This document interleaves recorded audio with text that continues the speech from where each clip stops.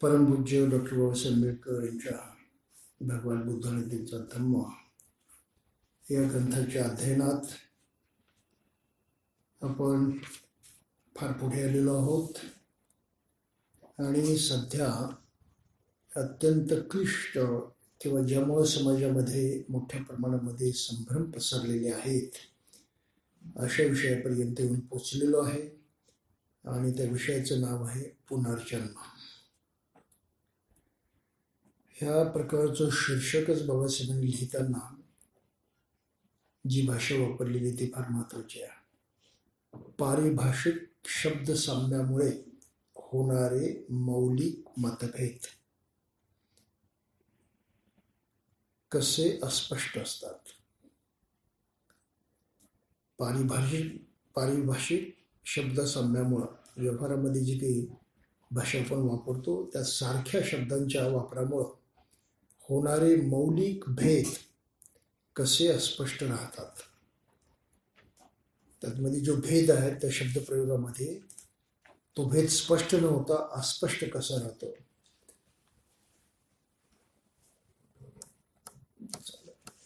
तर हे लक्षात घेणं फार गरजेचं आहे आणि त्याची अनेक उदाहरणं आपल्याला सहजपणे पाहता येतील. मागच्या वेळेस आपण ती पाहण्याचा प्रयत्न केलेला आहे. थोडासा काही घोटाळा झालेला असल्यामुळं आपल्याला पुन्हा त्याचं आकलन करणं गरजेचं आहे, पुन्हा त्याचा आढावा घेणं गरजेचं आहे. इंग्लिशमध्ये मी म्हटलेलं आहे, how similarities in terminology conceal fundamental differences. Conceal असा शब्द वापरलेला आहे. मराठीत अस्पष्ट असं म्हटलेलं आहे. थोडासा कळण्यामध्ये घोटाळा होऊन जातो. कन्सील याचा अर्थ आहे लपतात, छपतात, दडतात. त्यामुळं शब्दांच्या साम्यामुळं त्याचा अर्थ कसा लपतो, कसा दडतो हे इथे बाबासाहेबांनी स्पष्ट केलेलं आहे. तो अस्पष्ट राहतो ही गोष्ट खरी आहे, तो परिणाम आहे, परंतु मुख्य क्रिया आहे दडण्याची, लपण्याची, छपण्याची. म्हणून शब्द एकसारखे असले तरी त्याचे अर्थ एकसारखे असतील असं नाही. आणि ते समजून घेण्यासाठी आपल्याला विशेष प्रयत्न केले पाहिजेत. बाबासाहेबांनी म्हणून चॅप्टर सुरू करताना म्हटले की मृत्यूनंतर काय होते हा प्रश्न वारंवार विचारला जातो. बुद्धाचे जे समकालीन होते त्यांच्यामध्ये दोन मतं होती. पहिलं मत होतं शाश्वतवाद आणि दुसरं मत होतं उच्छेदवाद.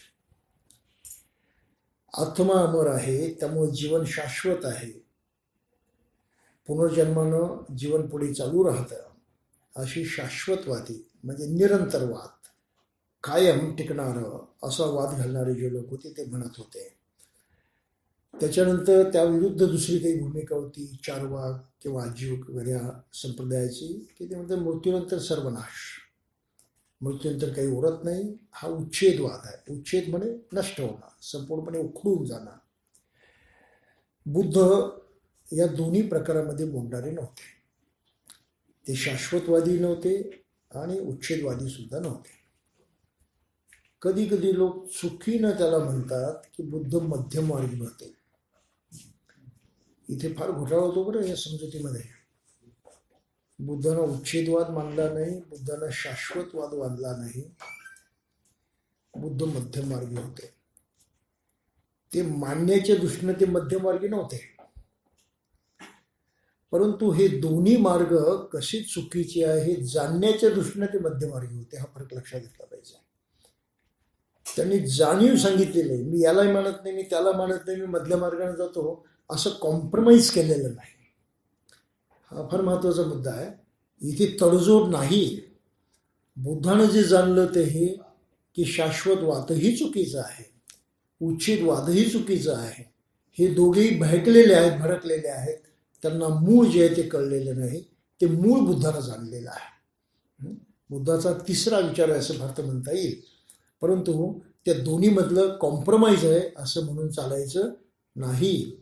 आणि कधी कधी माणसं त्या मध्यम मार्गाचा असा गैरवापर करतात, गैरअर्थ करतात इथे बुद्धांना काही कॉम्प्रोमाइज केलं, हे मानलं नाही, ते मानलं नाही, ते चुकीचं आहे.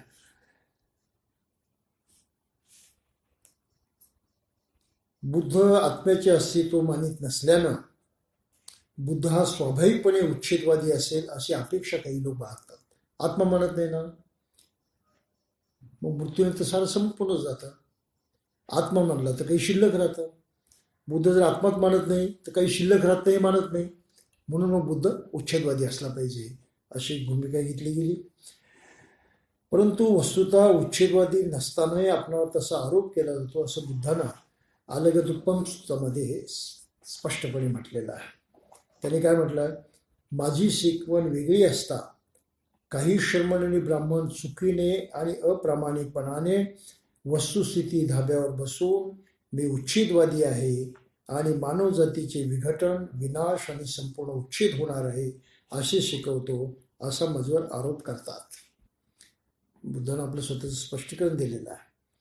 खरोखर मी तसे शिकवित नाही आणि तरीसुद्धा हे भले लोक चुकीने किंवा अप्रामाणिकपणाने माझ्यावर खोटा आरोप करून मला उच्छेदवादी बनवू पाहतात. आता बाबासाहेब म्हणतात, हे जर बुद्धाचं म्हणणं खरं असेल तर बुद्ध धर्मावरती ब्राह्मणी सिद्धांत लादण्यासाठी घुसडलेले प्रक्षिप्त विधान नसेल तर एक गंभीर समस्या उभी राहते, ती अशी. आता बुद्धाने तक्रार केली की उच्छेदवादी नाही, परंतु बुद्धाला उच्छेदवादी न ठरवण्यासाठी म्हणून जर कोणी हे बुद्धाच्या तोंडी घातले असलेले उद्गार असं म्हणणं बुद्धाच्या तोंडी घातलं असेल तर बुद्ध धर्मावरती ब्राह्मणांनी सिद्धांत लादण्यासाठी घुसडलेले प्रक्षिप्त विधान असेल असं बाबासाहेबांनी म्हटलं आहे, तर एक गंभीर समस्या उभी राहते. भगवान बुद्ध तर आत्म्याचे स्वतंत्र अस्तित्व मानित नाहीत, मग तो आपण उच्छेदवादी नाही असे कसे म्हणू शकतो? आणि यातून प्रश्न निर्माण होतो, भगवान बुद्ध पुनर्जन्म मानतो की नाही? इथे बाबासाहेबांनी तो चॅप्टर समाप्त केलेला आहे आणि एवढ्यावरून बाबासाहेबांना नेमकं काय म्हणायचं ते एकदम कोणाच्या काही लक्षात येत नाही. इतकं संक्षिप्त आहे, इतकं छोटं आहे ते. त्यासाठी आपल्याला बऱ्याच काही गोष्टी लक्षात घ्याव्या लागतात आणि त्या प्रकरणाचं जे शिक्षक आहे की साम्य, शब्द साम्यामुळं काही अर्थ कसा लपला जातो, दडला जातो, ते थोडंसं लक्षात घेतलं पाहिजे.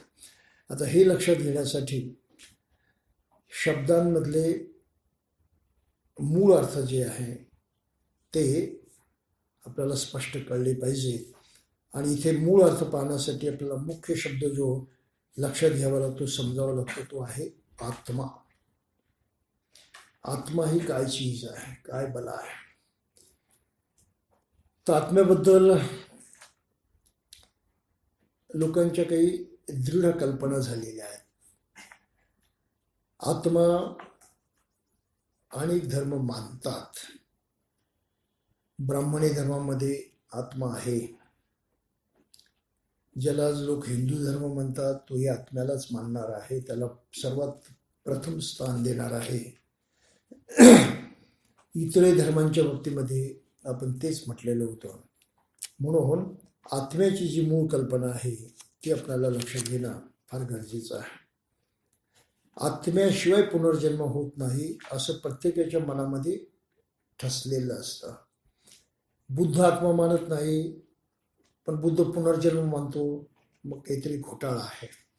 आत्म्याशिवाय पुनर्जन्म होऊ शकत नाही ही आपली कल्पना असते आणि म्हणून बुद्धाचा पुनर्जन्म ही संकल्पना आपल्याला पटत नाही आणि कशी बशी तरी इकडून तिकडून ओढाताण करून ते आपण पटवून घेण्याचा प्रयत्न करतो. ही त्याच्यातली फार मोठी गडबड आहे.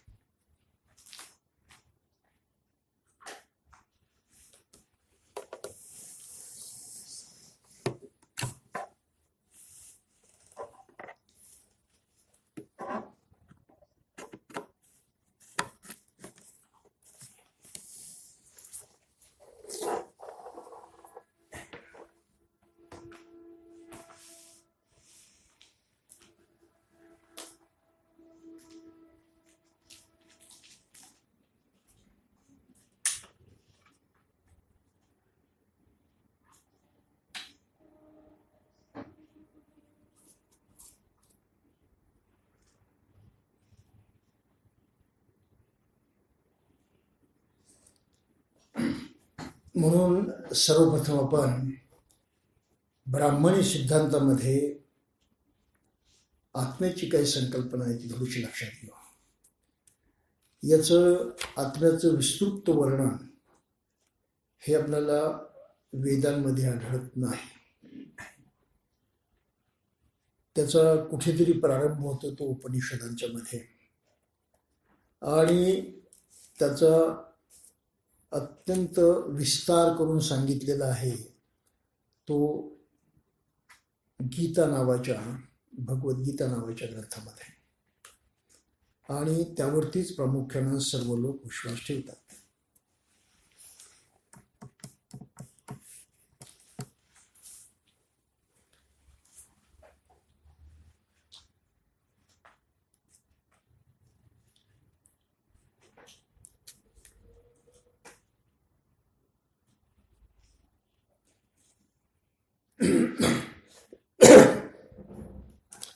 गीतेमध्ये काय म्हटलेलं आहे? आत्मा हा शाश्वत आहे, आणि त्याचं वर्णन करताना त्यांनी म्हटलेलं आहे, मोठं मजेशीर वर्णन आहे ते.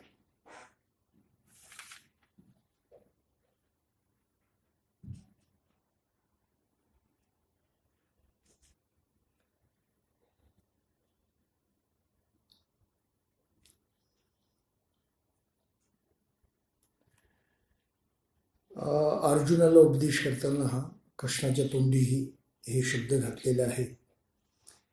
वेदा विनाशनं नित्यम नित्यम यजमजवयम कथम स पुरुषा पार्थ कम घातयती हंती कम.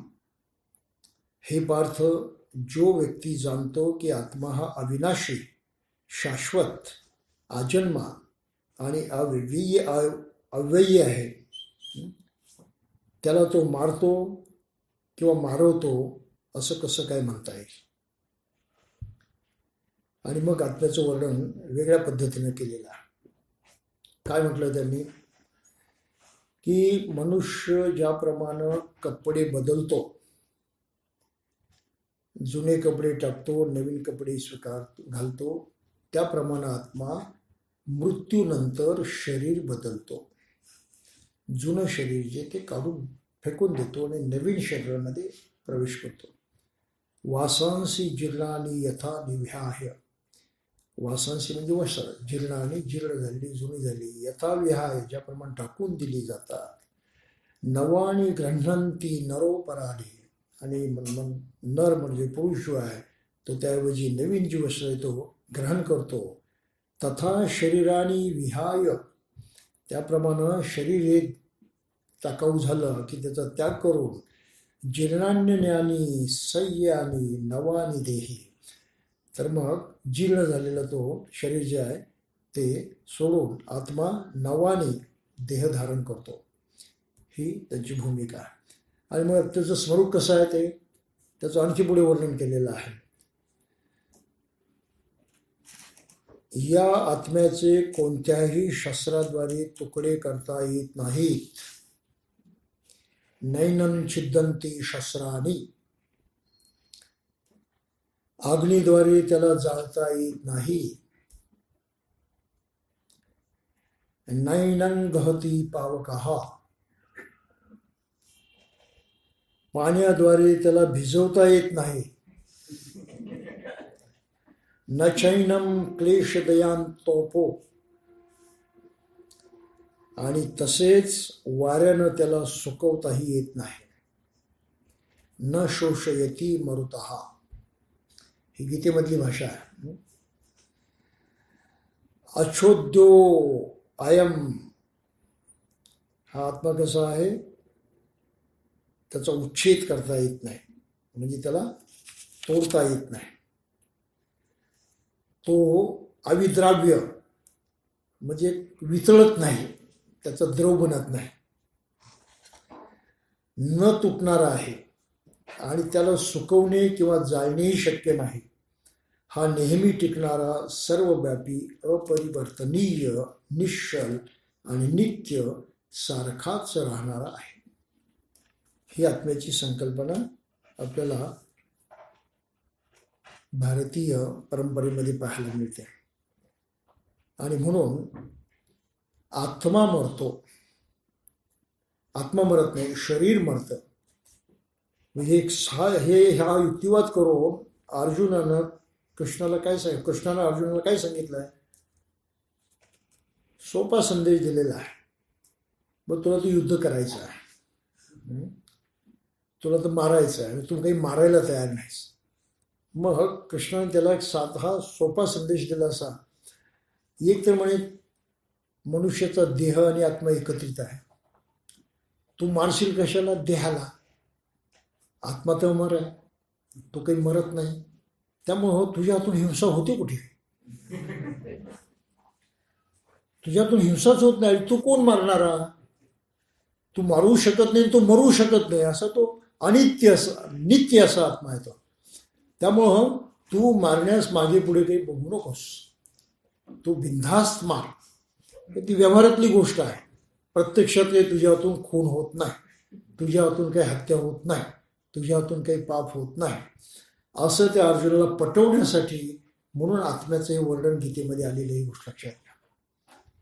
हिंसेचं समर्थन करण्यासाठी आत्मा अशा प्रकारचा आहे असं वर्णन हिंदू धर्मियांनी, ब्राह्मणी धर्मियांनी केलेलं आहे आणि बुद्धाच्या अहिंसेला सरसर विरोध केलेला आहे. बुद्धाच्या अहिंसेचं तत्व निकालात काढण्यासाठी आणि हिंसा आवश्यक आहे, ती करण्यानं काही बिघडत नाही, ती केली पाहिजे, हा संदेश रुजवण्यासाठी गीतेमध्ये हा फेरफार केलेला आहे. अर्जुनाला हे पटवून सांगताना जी कृष्णाची भाषा आहे ती अशी आहे की जेव्हा एखाद्या माणसाला फाशी दिलं जातं, गुन्हेगार आहे त्याला फाशी दिलं जातं. फाशी देणं हे न्यायाचं अत्यंत श्रेष्ठ तत्व आहे. का? तर तो जिवंत राहिला तर जास्त पाप करेल. त्यानं चूक केली आहे, जिवंत राहिला तो जास्त पाप करेल. म्हणून त्याला पुढे पाप करायची संधी मिळू नये, त्याच्यातून तसं घडू नये म्हणून तुम्ही त्याला ठार मारता, फाशी देता आणि त्याला एक प्रकारे वाचवता. या पद्धतीनं तुम्ही त्याला न्याय देता. ही अशी गंमत आहे. आणि अशीच भाषा कुराणामध्ये वापरलेली आहे. जो काफीर असतो तुम्ही त्याला मारता म्हणजे काय करता? तो अल्लाला मानत नाही, त्याची फिकीर करत नाही, त्या अर्थी तो पापाचं जीवन जगतो. मग त्यानं ते पाप करत राहू नये, त्याचं पाप बंद व्हावं म्हणून तुम्ही त्याला मारता, म्हणजे त्याच्यावरती उपकार करता, तुम्ही ती पुण्य करता. ह्या अशा हा तात्विक याच्यामध्ये हा सारा मामला हा बिघडलेला आहे. ही आत्म्याची कल्पना आहे. तर आत्मा असा असल्यामुळं आणि तो विचार माणसाच्या डोक्यात असा पक्का बसलेला असल्यामुळं मनुष्य हे समजू शकत नाही की बुद्ध आत्मा न मानता पुनर्जन्म कसा काय म्हणतात. ही भानगड आहे. मग आत्म्याचं हे जे वर्णन केलेलं आहे हे खरं आहे का? हे सत्य आहे का? जर आपण ते सत्य समजत असू तर बुद्धाचा अनात्मवाद आपल्याला कळणार नाही, पुनर्जन्म कधी कळणार नाही. हे सत्य आहे की नाही हे अगोदर तपासणं फार आवश्यक आहे. आणि हे तपासण्यासाठी जगातले मुख्य धर्म तयार नाहीत. ब्राह्मणी धर्म तयार नाही, तसा ख्रिश्चन धर्म सुद्धा तयार नाही. ख्रिश्चन धर्माची कुळकथा तशीच आहे, फक्त ते एवढ्या थराला गेले नाहीत, पण आत्मा अमर आहे हे मात्र त्यांनी मानलेलं आहे. मग तिथे आपल्याला ते पाहायला मिळतं बायबलच्या पहिल्याच प्रकरणामध्ये जेनेसिस, त्यामध्ये म्हटलं आहे की ईश्वरानं प्रथम अनेक स्वर्ग आणि पृथ्वी निर्माण केली, हेवन्स अँड अर्थ असं म्हटलेलं आहे. आणि मग बघितलं तेव्हा की सारा अंधारच आहे, सारं काही स्पष्ट नाही.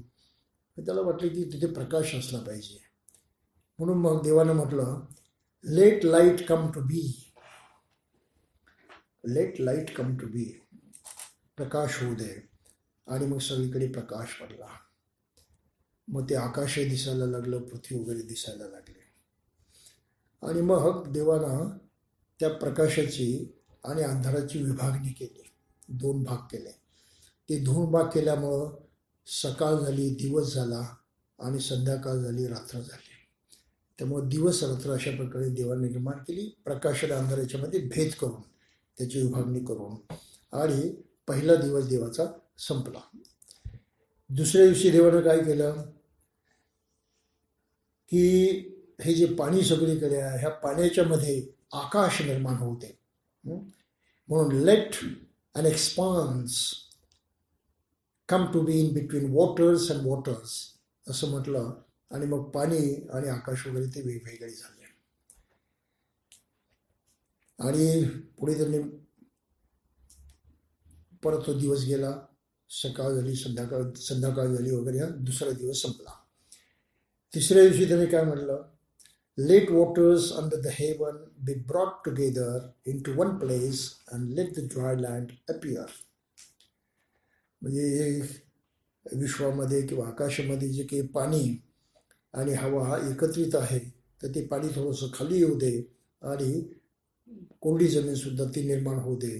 त्यामुळं त्या गोष्टी वेगवेगळ्या झाल्या आणि जे आकाश आहे ते वेगळं झालं, पाणी एका ठिकाणी आलं आणि जमीन एका ठिकाणी झाली. तिसरा दिवस संपला. म्हटलं let luminaries come to be in the expanse of the heaven to make a division. तर प्रकाश देणारे गोलक निर्माण होत आणि ते हे आकाश आणि पृथ्वीच्या मध्ये राहोत. आणि त्याप्रमाणे सूर्य आणि चंद्र निर्माण झाले आणि दिवस आणि रात्र त्याप्रमाणे गणले गेले. त्याच्यानं 4था दिवस देवाचा पार पडला. मग देवानं लिव्हिंग सोल्स आणि फ्लाइंग क्रिएचर्स निर्माण केले. Sea monsters, every living soul. इथे आत्म्याची कल्पना आलेली आहे की देवानं अनेक आत्मे निर्माण केले. Living souls, flying creatures, sea monsters, every living soul, प्रत्येक आत्मा निर्माण केला. त्यामुळं तिथे आत्मे भरपूर आहेत. प्रत्येक प्राण्याचा वेगवेगळा आत्मा ही कल्पना तिथे दिसून येते. आणि देवाचा हा 6वा दिवस जो आहे, 5वा दिवस आहे, तो संपला. आणि मग देवानं प्राणी निर्माण केले आणि प्राण्यांच्या मध्ये त्यानं माणूस निर्माण केला. तर बायबलमधली कल्पना कशी आहे माणसाची, let us make man in our own image. देवानं मनुष्य घडवला त्याच्या स्वतःच्या प्रतिमेवरून. म्हणजे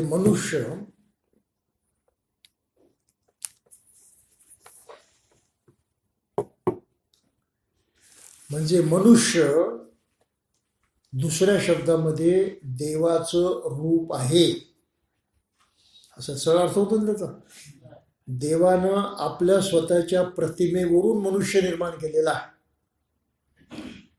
हा इथला फार मजेशीर विचार आहे पाहतो. म्हणून प्रत्येक मनुष्य हा देवाचं रूप आहे असं त्याचा अर्थ होतो, कारण देवाच्या रूपाप्रमाणे तो घडलेला आहे. आता हे जर असं असेल तर मग माणसामध्ये त्याच्या रूपावरून भेद करता येईल का? बायबलची शिकवण तिथे जाऊन पोचते की माणसामध्ये भेद करता येणार नाही. आणि मग देवानं विश्रांती घेतली. तर तो 7वा दिवस जो आहे तो देवाच्या विश्रांतीचा दिवस, त्याला सब्बत म्हणतात. आणि तो सर्वात पवित्र दिवस, कारण 6 दिवस काम करून देवानं विश्रांती घेतली. म्हणून ख्रिश्चन परंपरेमध्ये 7वा दिवस सब्बत, रविवार, हा 7वा आहे बरं. रविवार आपण रविवार पहिला करून टाकलेला आहे. आठवड्याची सुरुवात किंवा आपण रविवारपासून म्हणतो, परंतु त्या परंप्रमाणे रविवार शेवटचा आहे, 7वा दिवस आहे, विश्रांतीचा दिवस आहे. आणि ज्या अर्थी देवाने विश्रांती घेतली त्या अर्थी सर्व प्राणीमात्रांनी विश्रांती घ्यायची, त्याविषयी काही करायचं नाही. सब्बत असं मानलं जातो, म्हणून त्यांचा तो प्रार्थनेचा दिवस आहे. आणि मग देवाने काय केलं, ते गार्डन वगैरे निर्माण केलं होतं, त्यामध्ये या माणसाला सोडून दिलं, आदम आणि ईव. आणि त्यानं काय सांगितलं, एकच काम करायचं होतं. ते जेव्हामध्ये लिहिलेलं आहे, जेव्हा गॉड होता, त्याला काय म्हटलंय बा, from every tree of the garden you may eat to satisfaction. ह्या पॅराडाईजमध्ये जी काही झाडं आहेत त्यातली जी काही फळं आहेत, प्रत्येक फळ तो आपल्या पोटभर खाऊ शकतो. But as for the tree of the knowledge of good and bad is you must not eat from it, for in the day you eat from it, you will positively die.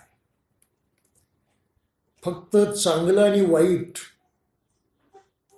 हे ज्ञान असणारं जे झाड आहे त्याचं फळ तू खाऊ नयेस, नाही तर तू मरून जाशील म्हणून. आणि मग पुढे घोटाळा तोच झाला.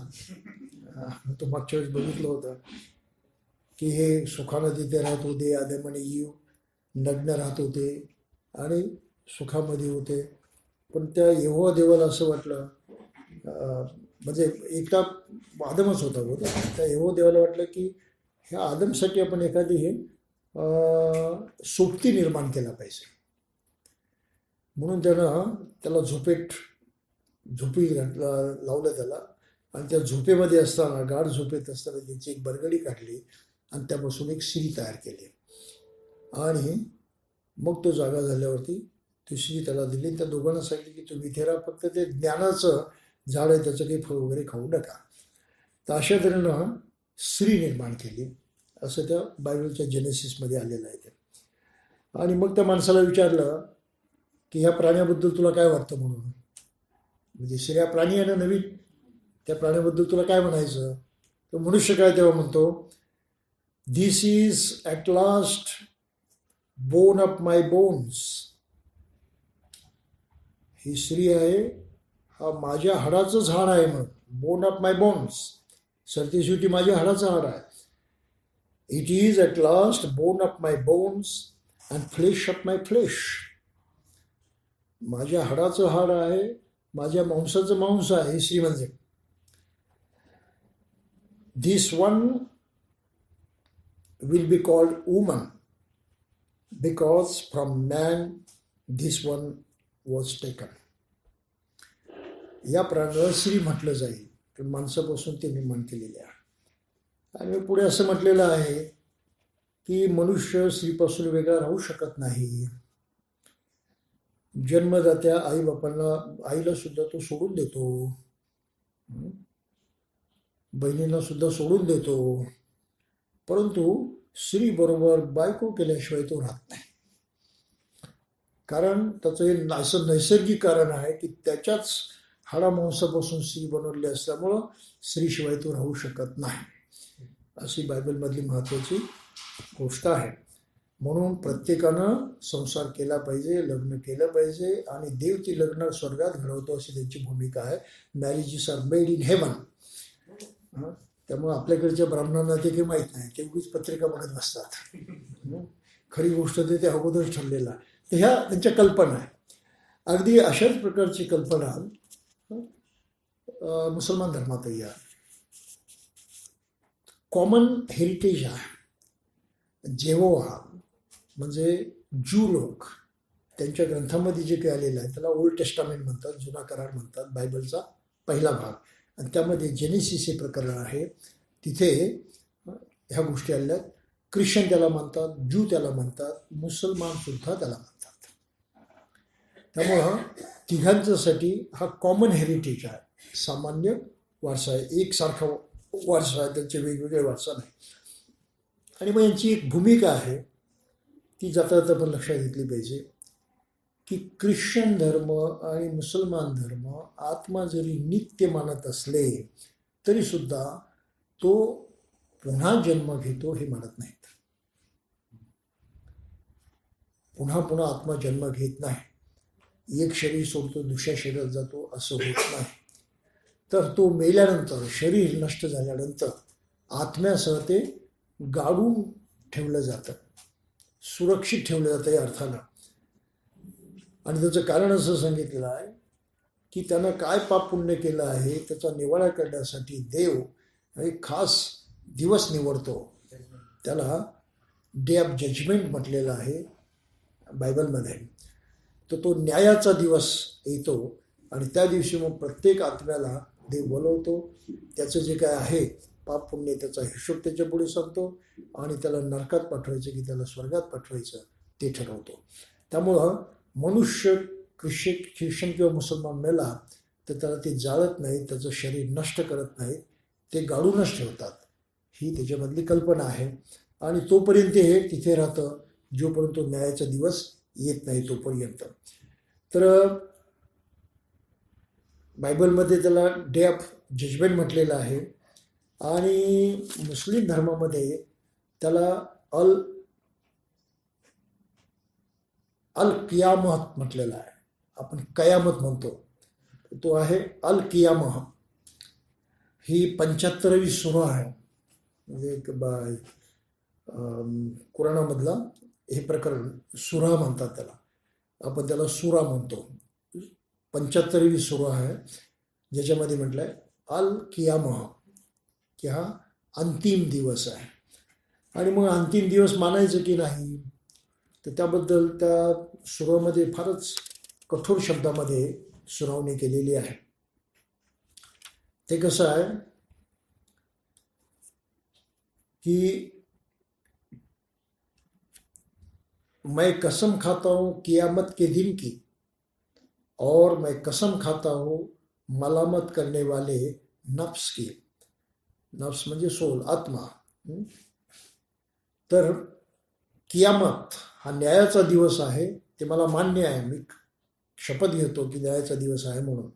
आणि त्या दिवशी न्याय करणारा आत्माही आहे याची सुद्धा मी शपथ घेतो म्हणून. क्या इंसान ख्याल करता है कि हम उसकी हड्डियों को जमा न करेंगे. ही देवाची भाषा बरं तिथली, अल्लाची भाषा आहे. ती काय भाषा आहे? क्या इंसान ख्याल करता है कि हम उसकी हड्डियों को जमा न करेंगे. क्यों नहीं, हम इस पर कादिर हैं कि उसकी उंगलियों की पोर पोर तक दुरुस्त कर दे.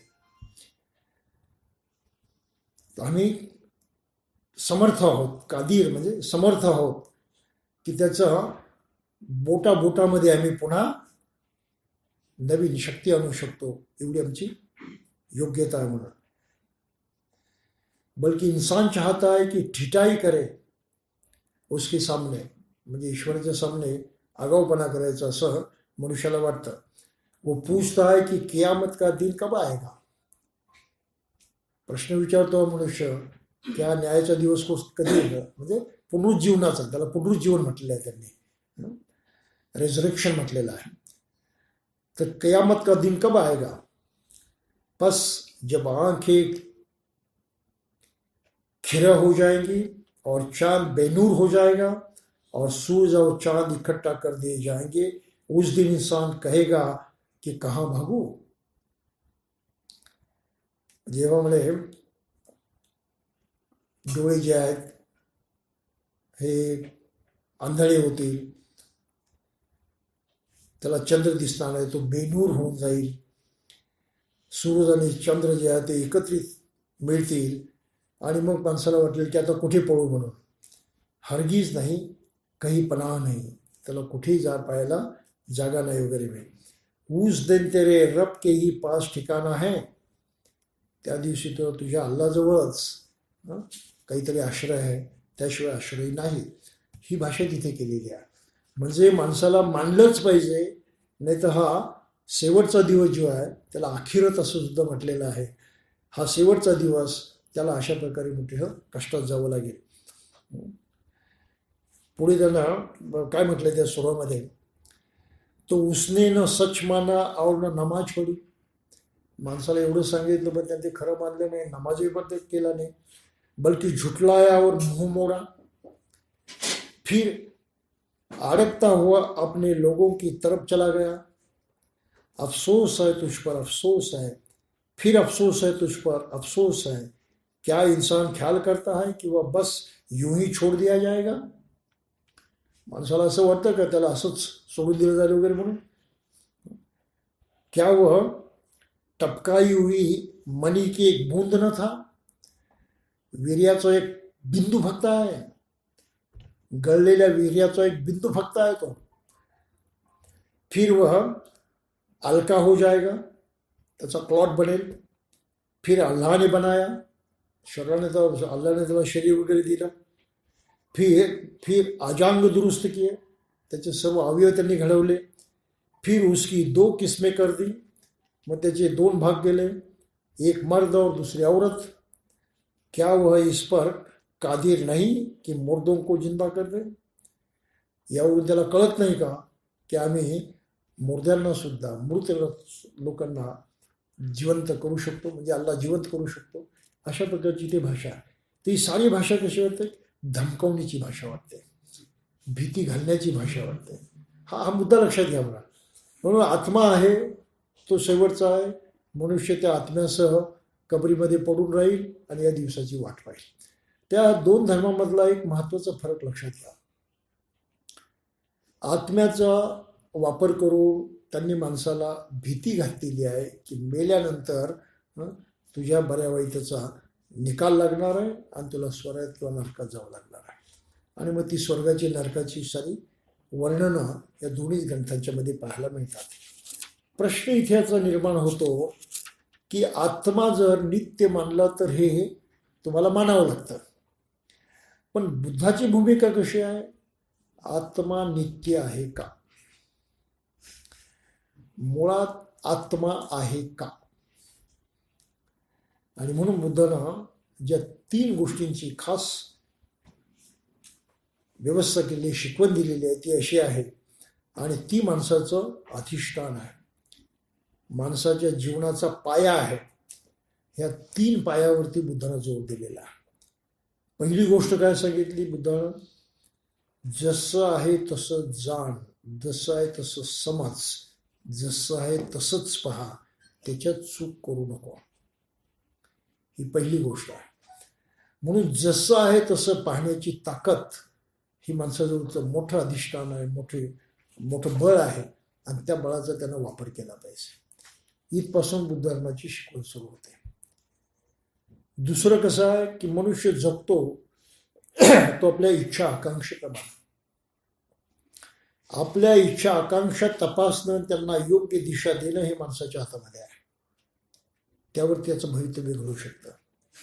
ही दुसरी अत्यंत एक महत्त्वाची गोष्ट बुद्धानं मांडलेली आहे. आणि तिसरी महत्त्वाची गोष्ट की हे सारं करण्याचं सामर्थ्य माणसाजवळ आहे.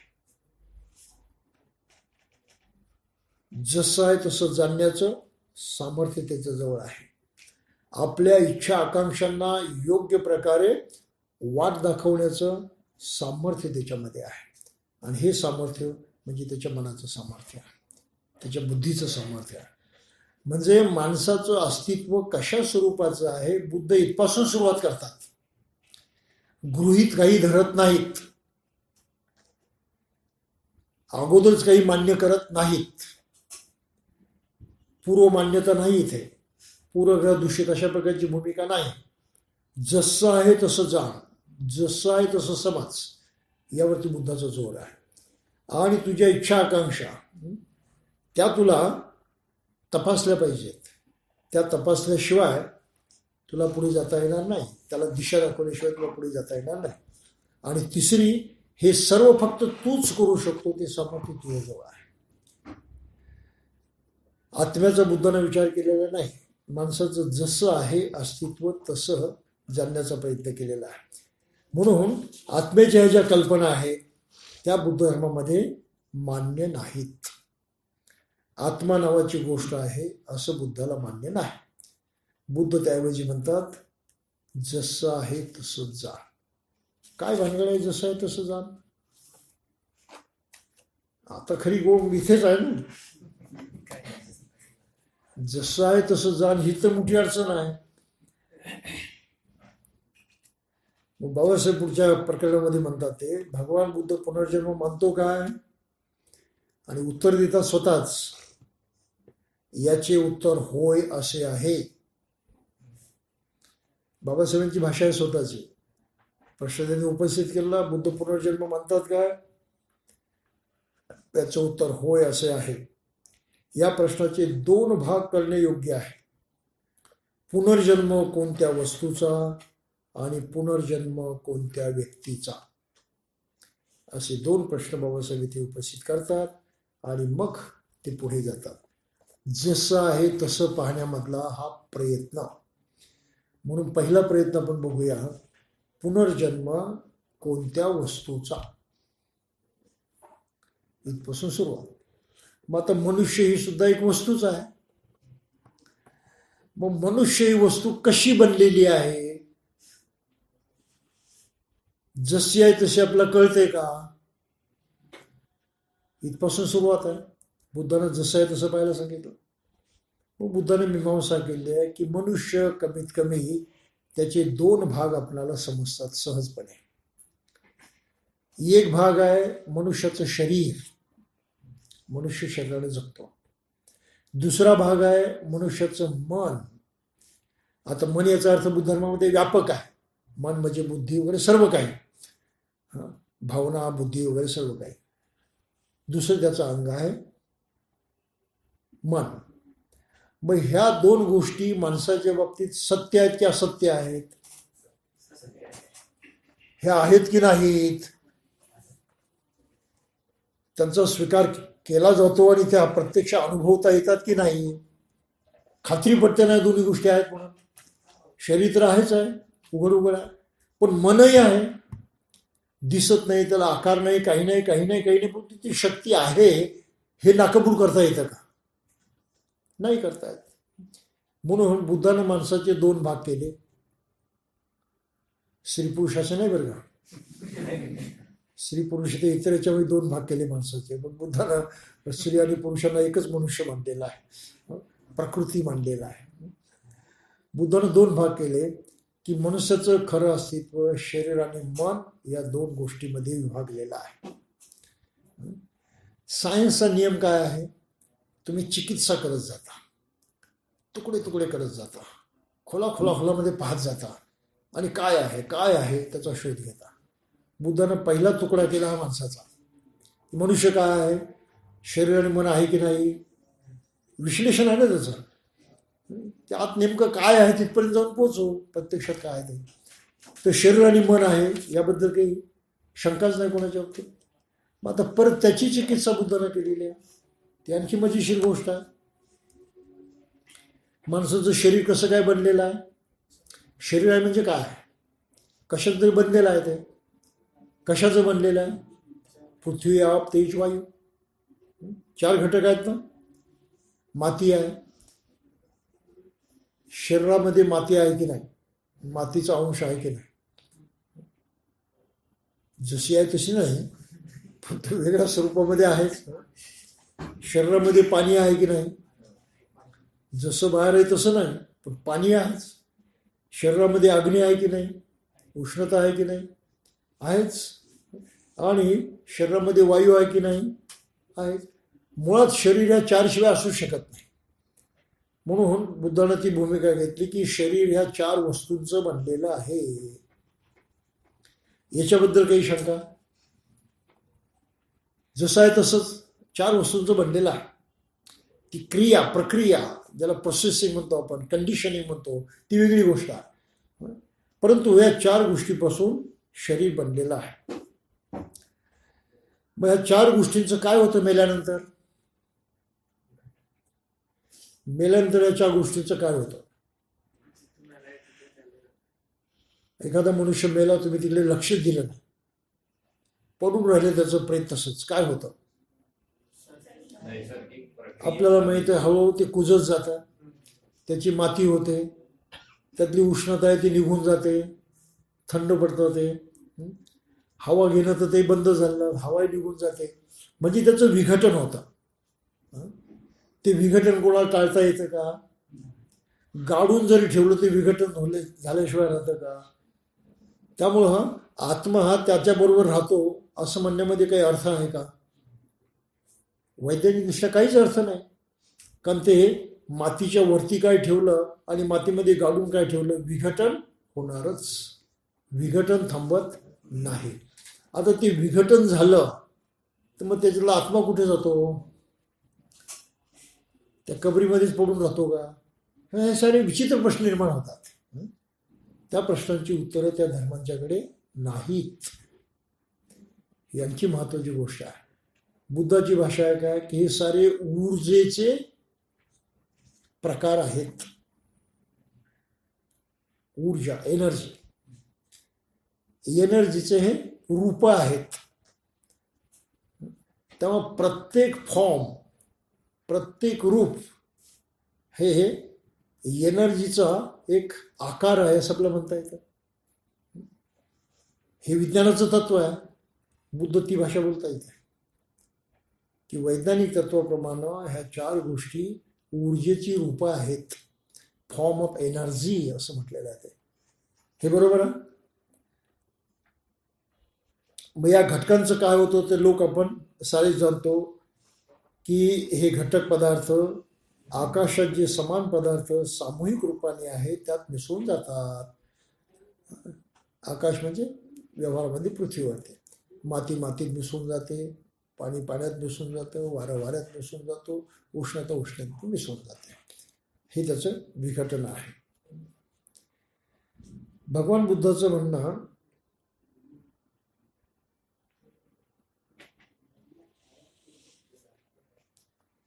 जेव्हा हे चार घटक आकाशात तरंगणाऱ्या समूहाला मिळतात तेव्हा एक नवा जन्म घडतो.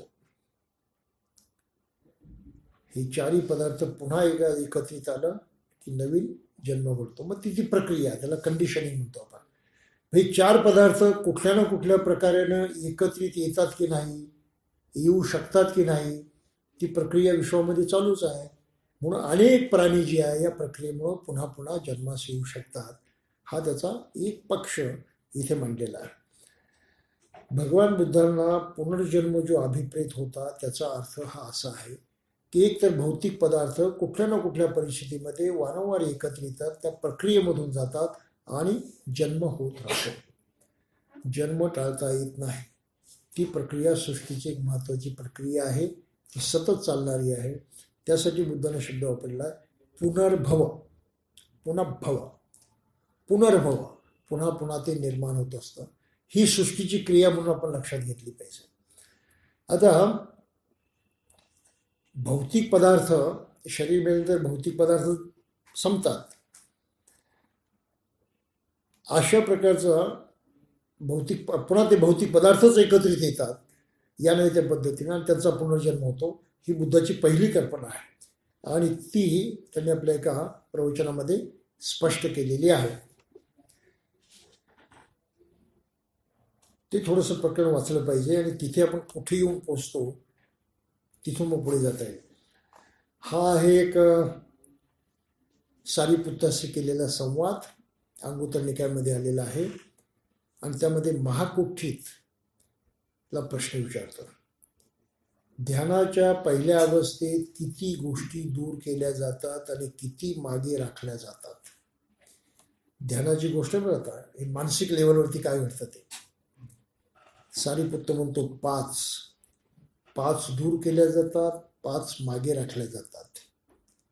विषय वासना दूर होते, दुर्बुद्धी दूर होते, आळस दूर होतो, चिंता दूर होते, शंका दूर होतात आणि निरीक्षण राहतं, चिंतन राहतं, उत्साह राहतो, समाधान राहतं आणि चित्ताची एकाग्रता या मागे राहतात. ते आपण पुढे जरा नीट बघू. हे फार बारकाईने तपासावं लागतं, हे वरवरती काही काढणार नाही ते. मग महाकुठीत म्हणतो डोळे, कान, जिव्हाणी, स्पर्श ही पंचेंद्रिय घ्या. त्यांचे विषय पृथक आणि क्षेत्रे पृथक आहेत.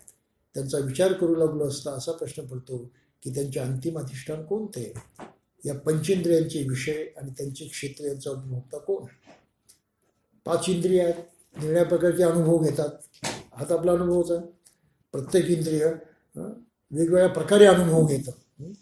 डोळे फक्त पाहण्याचंच काम करतात, बाकी दुसरं काम काही होत नाही. कान फक्त ऐकण्याचंच काम करतात, ऐकल्याशिवाय हे काम दुसऱ्या इंद्रियांना काही जमत नाही. तेव्हा प्रत्येक इंद्रियाचं काही काम ठरलेलं आहे, त्याप्रमाणे ते अनुभव घेतात.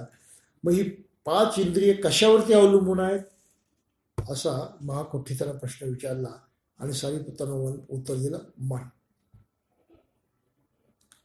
ह्या 5 गोष्टी मनावरती अवलंबून आहे. पहा, एक व्यवहारातला भौतिक भाग बाजूला सारला, शरीराचा विचार आपण केला, तो आता बाजूला ठेवला. आता माणसाच्या दुसऱ्या अंगाचा विचार सुरू झाला. दुसरं अंग आहे मन. आणि या मनामध्ये कोणत्या महत्त्वाच्या गोष्टी आहेत, ही पंचेंद्रिय आहेत आणि त्यांचा अनुभव आहे. मग ही पंचेंद्रिय कशावरती अवलंबून आहेत, त्याचं उत्तर दिलं गेलंय चेतनेवरती, व्हायटॅलिटी. ही चेतना कशावरती अवलंबून आहे, त्याचं उत्तर दिलेलं आहे उष्णतेवरती, हीट. उष्णता कशावरती अवलंबून आहे, सारिपुत्रानं उत्तर दिलं चेतनेवर. महाकुठीत म्हणतो, तुम्ही म्हणता उष्णता चेतनेवरती अवलंबून असते व चेतना उष्णतेवरती अवलंबून असते, याचा खरोखर अर्थ तरी काय लावायचा. आणि मग सारिपुत्र त्याला उत्तर देतात. हे मजेशीर उत्तर आहे. मी तुला एक उदाहरण देऊन स्पष्ट करतो.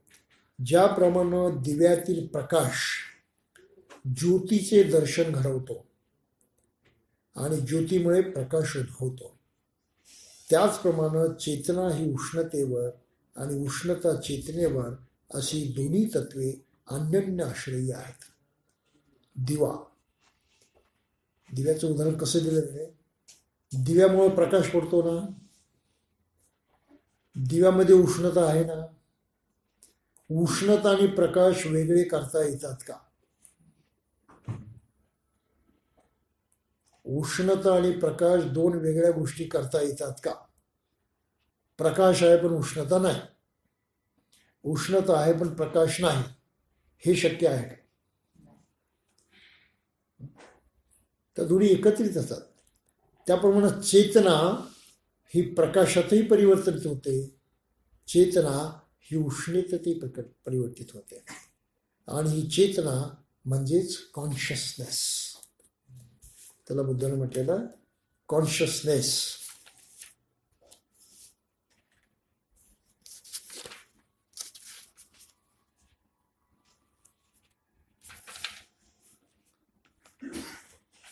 आणि मग बाबाचं पुढे काय म्हणतात,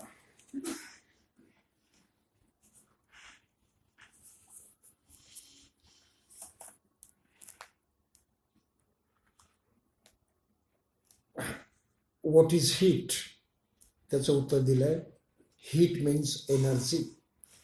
the body ceases to produce energy, म्हणजे तो मृत्यू.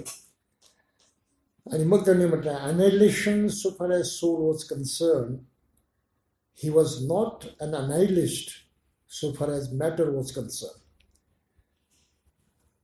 सर्व नष्ट होतं अशी बुद्धाची भाषा नव्हती. जेव्हा शरीराचं विघटन होतं तेव्हा त्याचं पूर्णपणे नष्ट होतं का? नाही होत. निराळे पदार्थ त्या त्या पदार्थामध्ये मिसळून जातात. नष्ट काय झालं? काहीच नष्ट झालेलं नाही. हा मुद्दा लक्षात आला का? शरीर मेलं ते शरीराचे माती होते, मातीत मिसळून जाते. म्हणजे अशा हवा हवेत मिसळून जाते, उष्णता उष्णतेत मिसळून जाते. नष्ट होतं का त्याच्यातलं काही? काही नष्ट होत नाही. वेगळ्या स्वरूपामध्ये ते जसंच्या तसं राहतं. म्हणून बुद्ध उच्छेदवादी नव्हता. सर्व काही नष्ट होतं ही बुद्धाची भाषा नाही. बुद्धानं म्हटलं त्यांचं अस्तित्व राहतं, ते सर्व काही नष्ट होत नाही. भौतिकदृष्ट्या हा मुद्दा सिद्ध होतो. आणि मग त्यांनी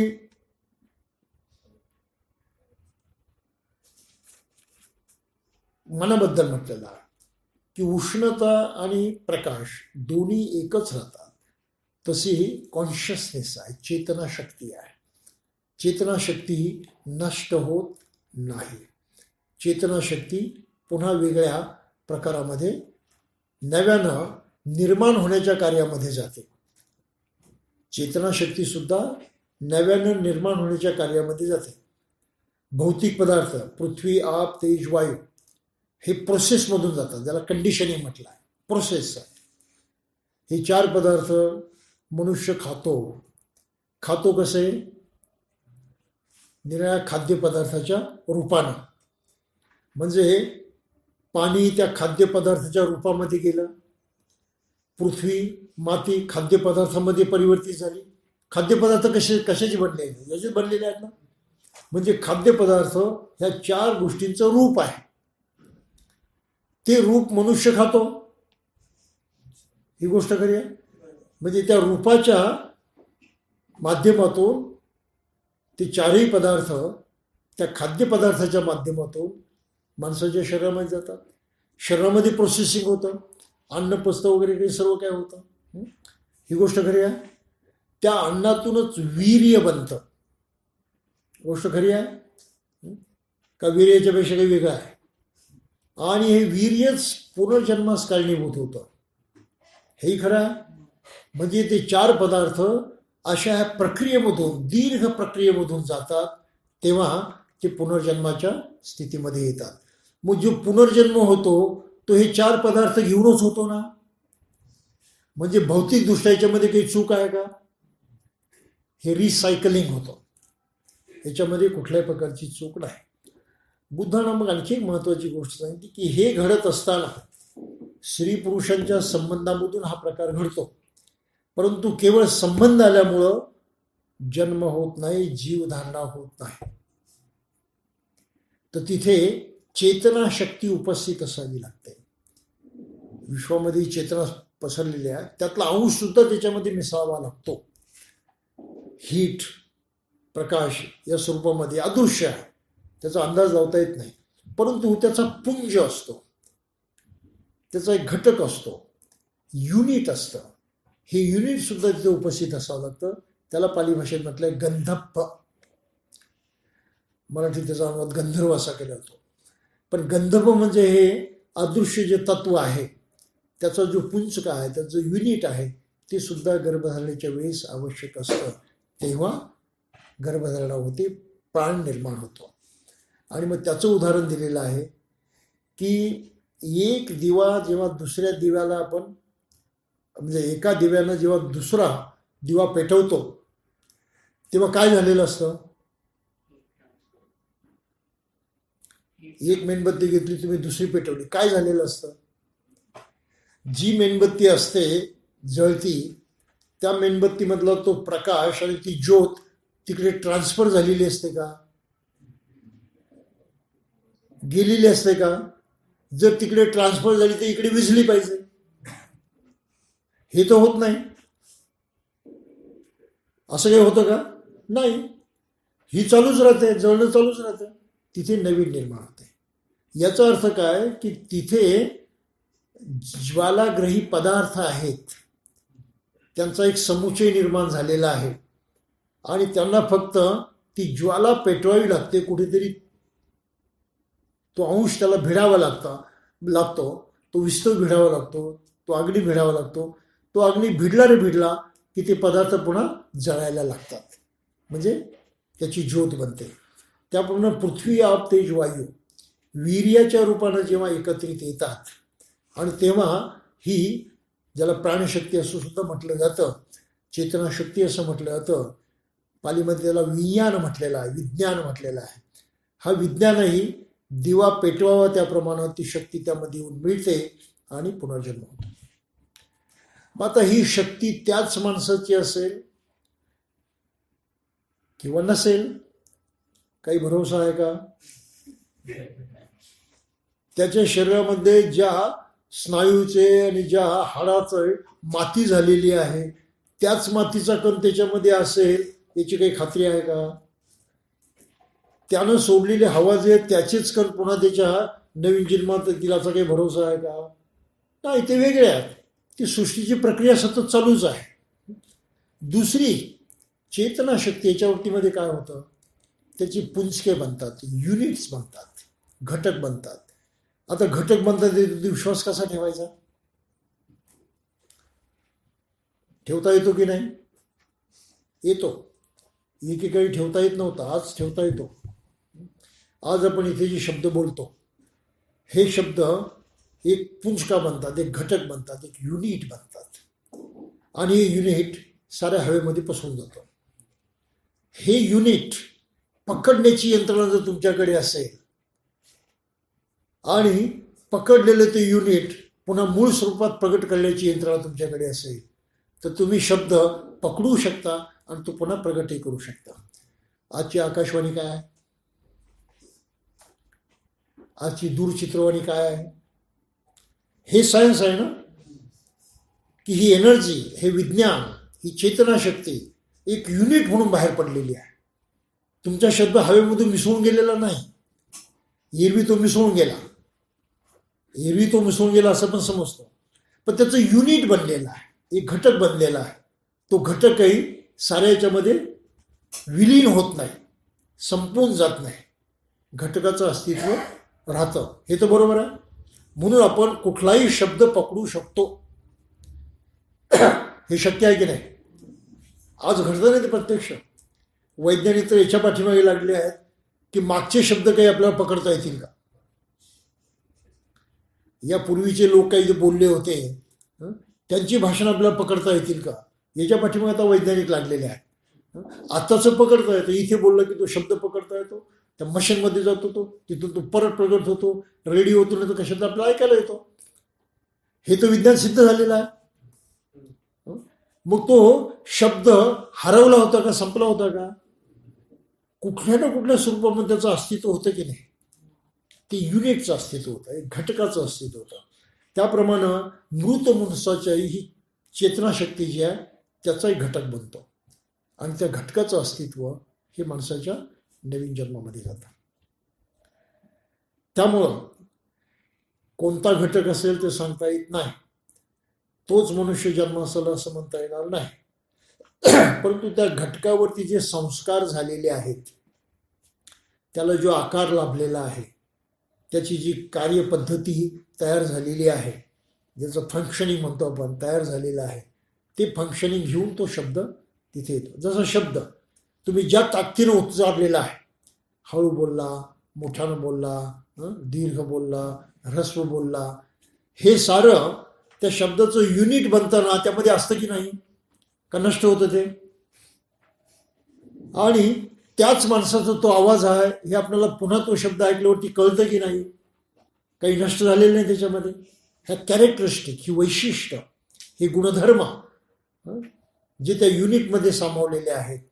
तसंच माणसाच्या मृत्यूनंतर ही चेतनाशक्ती एक युनिट म्हणून जी बाहेर पडते, त्या युनिटमध्ये हे काही गुणधर्म साठलेले असतात. ते गुणधर्म माणसाचा स्वभाव बनतात.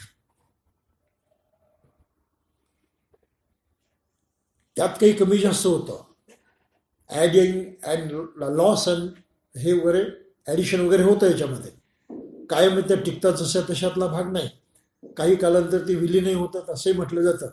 परंतु हे युनिट जेव्हा पुनर्जन्माच्या प्रक्रियेमध्ये जातं तेव्हा तो प्राण असतो, तो जीव असतो. त्या 4 भौतिक पदार्थामध्ये जीवाची भेसळ होते आणि मनुष्य जन्मास येतो. त्यामुळे आपलं असं पाहायला मिळतं की शारीरिकदृष्ट्या आईवडिलांचे काही वैशिष्ट्य मुलांच्यामध्ये येतात. कोणी आईसारखा दिसेल, बापासारखा दिसेल, हे बरोबर आहे. जुळी मुलं अगदी तंतोतंत एकसारखी दिसतात, हेही बरोबर आहे. त्यांच्या स्वभावाचं काय? जुळ्या मुलांचा तंतोतंत स्वभाव एकसारखा असतो का? शक्यच नाही. प्रत्येक माणसाची प्रवृत्ती वेगळी असते. व्यक्ती तितक्या प्रवृत्ती आपण म्हणतो. प्रत्येक माणसाची मानसिक धारणा वेगळी असते. हे वेगळे पण आलं कुठून? कुठून आलं ते? बुद्ध धर्माची भाषा ही आहे की त्याच्या मनावरती जे संस्कार झाले, त्या चेतनाशक्तीवरती जे संस्कार झाले, मृत्यूनंतर ती चेतनाशक्ती ह्या बाकीच्या चेतनाशक्तीमध्ये विसरून गेली, परंतु युनिट रूपानं आपलं अस्तित्व त्यामध्ये सुद्धा टिकून राहिली. आणि ती चेतनाशक्ती कुठेतरी भौतिक पदार्थ एकत्रित येतात, त्यामध्ये जाऊन मिसळली, म्हणून नवा जन्म निर्माण झाला. काही लक्षात ठेवलं?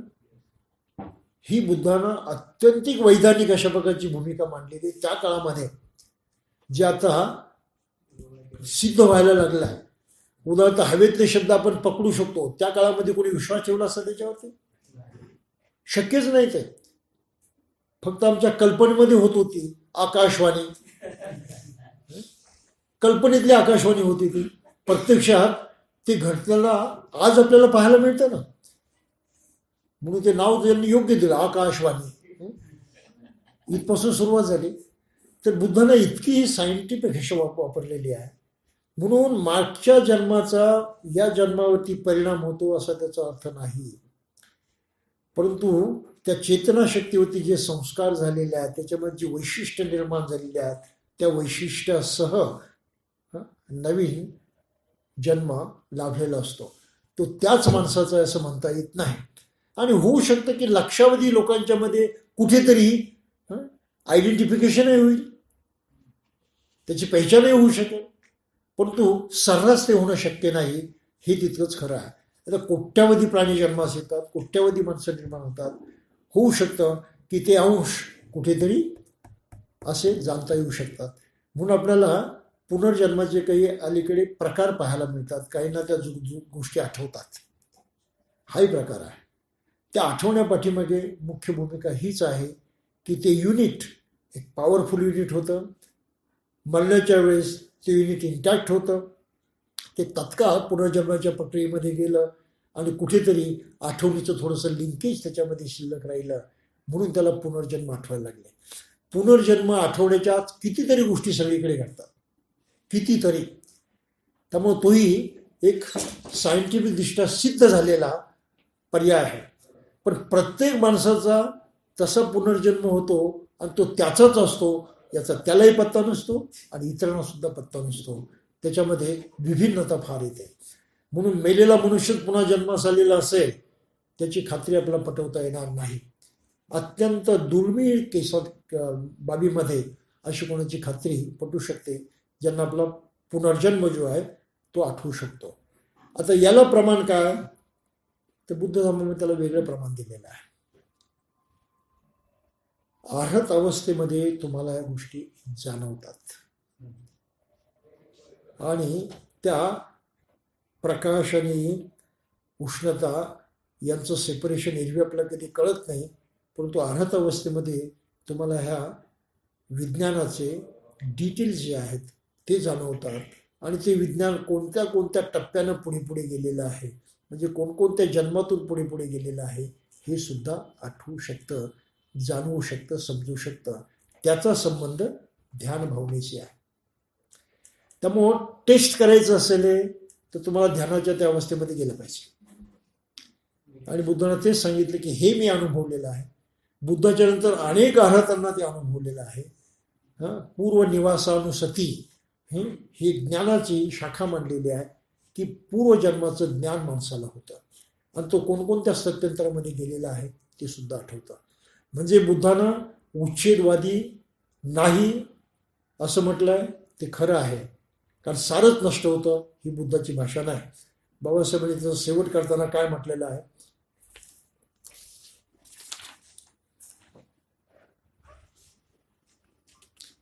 energy is never lost. That is what science affirms. Annihilation in the sense that after death nothing is left would be contrary to science, for it would mean that energy is not constant in volume. This is the only way by which the dilemma could be solved. Energy is never lost. आणि बुद्धांना तेच तत्व पुढे मांडलेलं आहे की कुठलीही energy नष्ट होत नाही. भौतिक एनर्जी आणि मानसिक एनर्जीला कॉन्शियसनेस म्हणतात. Consciousness is also not lost. त्याची स्थित्यंतर होतात, त्याचा बदल होतो, पण पुन्हा पुन्हा हे घटक एकत्रित येऊन प्राणी निर्माण होत असतात आणि अशा अर्थानं पुनर्जन्माची प्रक्रिया सतत चालू असते, त्याच्यामध्ये कुठे अंतर पडत नाही. म्हणून बुद्ध उच्छेदवादी नाही, ही महत्वाची गोष्ट आहे, आणि सनातनवादी नाही या अर्थानं की तेच पुनर्जन्म घेतं असं म्हणता येणार नाही. किती मिक्सअप होत असेल, किती उलटपलट होत असेल, काय काय होत असेल याचा काही आपला अंदाज नाही. म्हणून तोच मनुष्य तशा स्वरूपामध्ये पुन्हा जन्मास येतो. ह्या रेअर क्वचित घडणाऱ्या गोष्टी असतील, किंवा जर ते सत्य असेल तर ते फक्त त्याला ध्यानाच्या माध्यमातून कळेल, इतर कुठल्या माध्यमातून त्याला कळणार नाही. म्हणून प्रस्तुत तरी आता या माणसाचा जन्म त्याच्या कुठल्या तरी पूर्वीच्या अस्तित्वाशी संबंधित आहे. ती एनर्जी काही नष्ट झालेली नाही, ते कंटिन्युएशन चालू आहे, हे खरं आहे.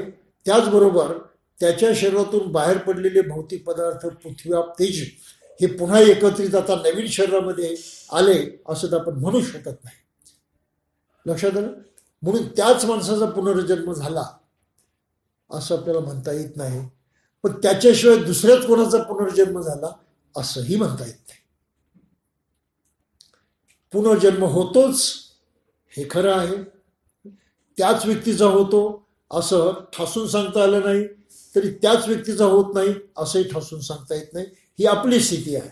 बुद्ध म्हणतात ती स्थिती केव्हा बदलते? जेव्हा तुम्ही त्या ध्यानाच्या अवस्थेमध्ये जाता तेव्हा तुम्हाला खात्री पडते की आपलं पूर्वी काय झालं आहे. म्हणजे फक्त एकच लॅब आहे हे स्पष्ट करणारी, सिद्ध करणारी. ती लॅब आहे माणसाचं मन. बुद्धाचं म्हणणं तेच आहे, बुवा त्या लॅबोरेटरीमध्ये जरा बघ काय बघायचं असेल ते. बाहेर काही ते सांगण्यासारखं नाही, ती सिद्ध करता येण्यासारखं नाही. म्हणून बुद्ध शाश्वतवादी नाही, अशाश्वतवादी नाही. पुनर्जन्म होतो असं बुद्ध म्हणतात, आत्म्याची गरज नाही. आणि आता शेवटचा मुद्दा याच्यामधला, जी गोष्ट बदलत नाही, जी गोष्ट बदलत नाही, ज्याच्यात परिवर्तन होत नाही, त्या गोष्टीला तुम्ही दुसरा कुठला आकार देऊ शकता का? दुसरं कुठलं रूप देऊ शकता का? नाही देऊ शकत. जर आत्मा बदलतच नाही तर त्याला दुसरं रूप घेता कसं येईल? प्रॉब्लेम आहे ना तो. आत्मा जर बदलत नाही तर न बदललेली गोष्ट इथून तिथे तरी कशी जाईल? इथून तिथे जाणं बदलच आहे ना, का बदल नाही? जी बदलतच नाही ती गोष्ट इथून तिथे कशी जाईल? हा त्यातला महत्वाचा भाग आहे. म्हणून विश्वाचा नियम आहे परिवर्तन, चेंज, सतत परिवर्तन. न बदलणारी गोष्ट खरी असू शकत नाही. आत्मा खरा असू शकत नाही का तो न बदलणार आहे. लक्षात आलं? ती फक्त कल्पना आहे. आणि ही कल्पना बुद्ध धर्माला शह देण्यासाठी म्हणून ब्राह्मणी धर्मानं वापरलेली आहे. आणि हिंसेचं समर्थन केलेलं आहे त्याच्यामध्ये, की मारायला काही घडत नाही, तो कोणाला मारत नाही आणि कोणी मरत नाही म्हणत. तर हा हिंसेचं समर्थन करण्यासाठी लिहिला गेलेला गीता नावाचा ग्रंथ आहे. आणि बाबासाहेबांनी म्हटलंय ते अँटी बुद्धिस्ट लिटरेचर आहे. ते बुद्ध धर्माच्या विरोधी निर्माण केलेलं ते साहित्य आहे.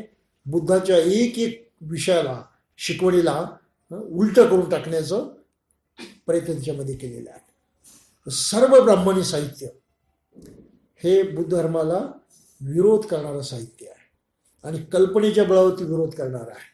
ह्या कल्पना लोकांनी मान्य केल्या नसत्या जर त्यांना शिकण्याची संधी असती तर. म्हणून ब्राह्मणांनी अगोदर शिक्षण सर्वांना बंद केलं आणि मग अविकसित असणारी ही माणसं त्यांच्या वाटेल त्या कल्पना सत्य मानायला लागले. वाटेल त्या कल्पना. गोष्ट खरी आहे. मनुस्मृती बाकीचे ग्रंथ म्हणतात स्त्रियांना शिकण्याचा अधिकार नाही आहे ना, म्हणतात ना. आणि मग शिक्षणाची देवता आलं ना, मोठा प्रश्न निर्माण झाला ना. पण आजही कोणाच्या डोक्यात तो प्रश्न येत नाही आहे ना गडबड. म्हणजे मनुष्य कसा बौद्धिक गुलाम होतो तो पहा. सिंपल आहे, एकच केस की शिक्षणाचा अधिकार महिलांना नाही, त्यांनी शिकायचं नाही, ती शूद्र आहे. आणि मग शिक्षणाची देवता कशी काय झाली? साधा प्रश्न आहे तो. आता या देशातल्या सर्व लोकांना शिक्षणच नाकारलं गेलेलं होतं. ही गोष्ट खरी आहे. मग रामाच्या राज्यामध्ये वानर कसे काय लिहायला लागले? कल्पनाच आहेत ना. म्हणजे आज हसू येईल इतक्या त्या कल्पना आहेत, भोंगल कल्पना. पण तरी त्याला सत्य मानणारे लोक आहेत की नाही? गोष्ट सोपी आहे ना. बौद्धिक गुलामगिरी कशी असते ती पहा. गोबेल्सचं तत्वज्ञान आहे. हिटलरचा जो खास मनुष्य होता गोबेल्स, ज्याचं कामच होतं की जेवढ्या लोकांची कत्तल करता येईल तेवढ्या ते आणखी कोणते मनुष्य होता, त्याचं नाव विसरलं मी. तर त्यानं एक खास तत्व युद्धशास्त्रात वापरलं होतं गोबेल्सनं. खोटं बोलायचं, ठासून बोलायचं, वारंवार बोलायचं, म्हणजे लोकांना ते खरं वाटतं. खोटं बोलायचं, ठासून बोलायचं, वारंवार बोलायचं, रिपीट हॅमरिंग करायचं, म्हणजे माणसाला ते खरं वाटायला लागतं. ही प्रचारामधली मुख्य यंत्रणा आजही वापरतो. आजही त्याप्रमाणे ब्राह्मणाने अनेक अशा खोट्या गोष्टी वारंवार सांगितल्या. धर्मशास्त्राच्या माध्यमातून, धर्मग्रंथाच्या माध्यमातून, धार्मिक कार्यक्रमामधून त्याची अशी पेरणी गेली सगळीकडे, आणि त्याच कार्यक्रमामध्ये माणसाला गुंतवलेलं असल्यामुळं आजही माणसं अशा गोष्टीवरती विश्वास ठेवतात. जागृत दैवत मानणारी माणसं इथेच आहेत. ही भानगडी. त्यामुळं साम्य जे आहेत शब्दांचे, हिंसा अहिंसा, अहिंसाचा बुद्धाचा अर्थ वेगळा आहे, बाकीच्यांचा अर्थ वेगळा आहे.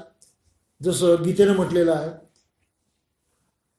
न्यायासाठी कोणाचा खून केला, रक्त सांडलं, तर ती अहिंसा आहे. जसं गुन्हेगाराला फाशी देणं, त्याला न्याय देणं आहे. आता फाशी देणं हा न्याय होऊ शकतो का? नाही होऊ शकत. एखाद्याचा कोणी प्राण घेतला तर त्याचा प्राण घेणं म्हणजे त्याला न्याय देणं होऊ शकतं का? नाही. आधुनिक ज्युरिस्प्रुडन्स आपलं असं सांगतं, न्यायशास्त्र, की मग फाशी देणंच चुकीचं आहे. कारण माणसाचा जगण्याचा अधिकार तुम्ही हिरावून घेऊ शकत नाही. त्याला जगण्याची संधी तुम्ही दिलीच पाहिजे.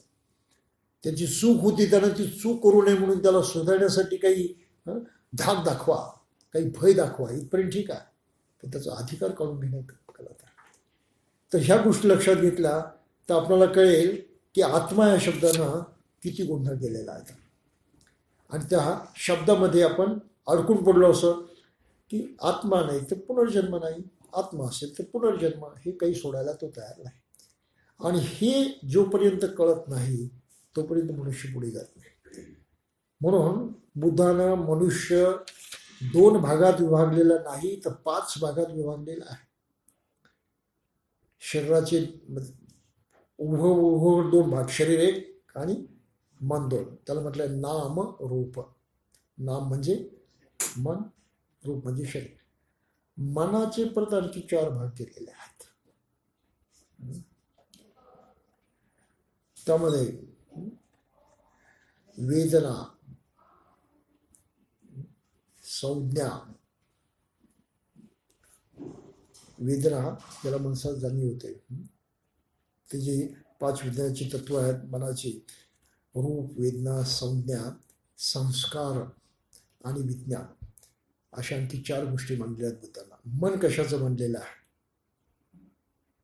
मनामध्ये वेदना आहे, वेदना जाणण्याचं सामर्थ्य आहे. संस्कार मनावरती झालेले असतात, काही त्याच्यावरती अंकित झालेला आहे, प्रभाव पडलेला आहे, परिणाम झालेला आहे. काही लक्षात? विज्ञान आहे, ती मनोचेतना आहे, चेतना शक्ती आहे, ज्या चेतना शक्तीवरती ते संस्कार झालेले असतात, परिणाम झालेला आहे. त्यामुळे तो मनुष्य, संज्ञा, मनुष्य जाणतो, समजतो, त्याला नावं दिलेली आहे, त्याचे आयडेंटिफिकेशन केलेलं आहे, त्याला संज्ञा म्हटलेलं आहे. आणि या साऱ्यांच्या पाठीमागे मुख्य आहे विज्ञान चेतना शक्ती. म्हणजे मन ही आपली चेतना शक्ती आहे, आणि त्या चेतना शक्तीचा बाहेरच्या चेतना शक्तीशी संपर्क येऊ शकतो. ध्यानामध्ये जे घडतं ते हे की आपल्या मनात मनरूपी चेतना शक्ती बाह्य चेतना शक्तीच्या संपर्कात येते, त्या लेव्हलला जाऊन पोहोचते, आणि मग तिथे काय घडतं ते आपल्याला समजायला लागतं.